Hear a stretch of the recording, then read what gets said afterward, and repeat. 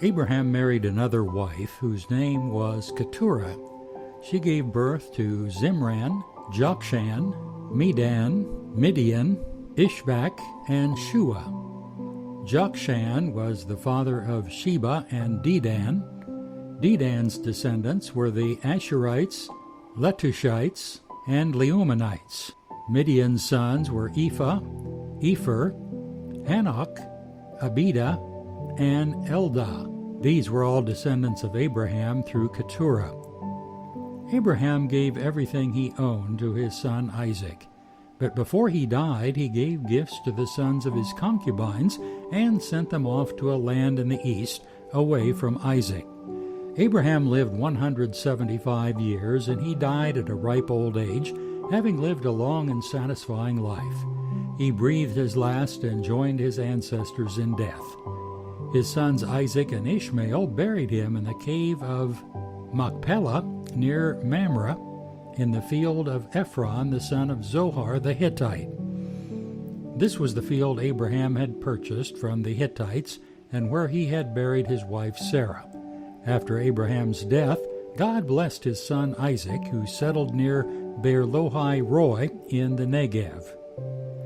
This is the account of the family of Ishmael, the son of Abraham, through Hagar, Sarah's Egyptian servant.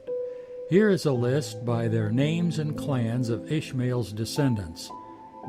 The oldest was Nebaioth, followed by Kedar, Adbeel, Mibsam, Mishma, Duma, Massa, Hadad, Tema, Jetur, Naphish, and Kedemah.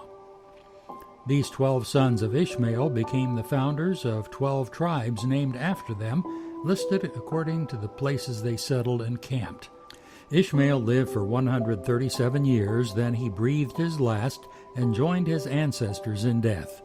Ishmael's descendants occupied the region from Havilah to Shur, which is east of Egypt in the direction of Ashur. There they lived in open hostility toward all their relatives. This is the account of the family of Isaac, the son of Abraham. When Isaac was 40 years old, he married Rebekah, daughter of Bethuel the Aramean from Paddan Aram, and the sister of Laban the Aramean.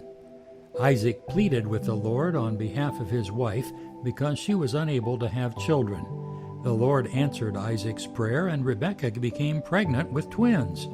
But the two children struggled with each other in her womb. So she went to ask the Lord about it. "Why is this happening to me?" she asked. And the Lord told her, "The sons in your womb will become two nations. From the very beginning, the two nations will be rivals. One nation will be stronger than the other, and your older son will serve your younger son." And when the time came to give birth, Rebekah discovered that she did indeed have twins.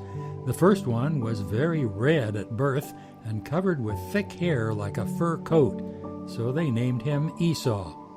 Then the other twin was born with his hand grasping Esau's heel, so they named him Jacob. Isaac was 60 years old when the twins were born. As the boys grew up, Esau became a skillful hunter. He was an outdoorsman, but Jacob had a quiet temperament, preferring to stay at home.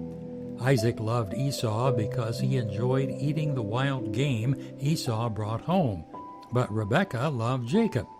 One day when Jacob was cooking some stew, Esau arrived home from the wilderness, exhausted and hungry.